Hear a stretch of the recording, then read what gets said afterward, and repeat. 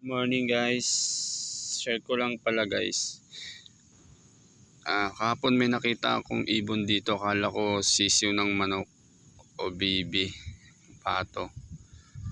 Pero hindi pala. Ito guys, pakita ko sa inyo yung nakita ko guys. Medyo may kalakihan yung paa niya, maghabaan, kulay itim. Ano kayang klaseng ibon to? Ang liit pa niya, ang likot niya, itong bilis niya tumakbo. Ngayon, ibabalik na natin siya kung saan natin siya napulot.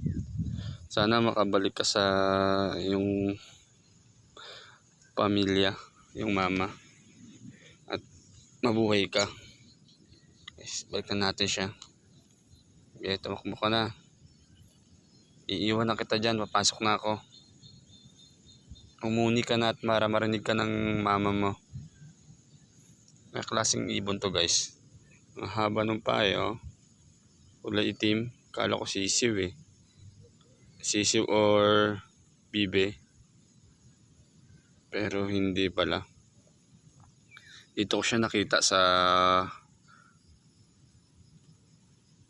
parang bundok na to. Naligaw siguro to na naligaw sa kanyang hanay.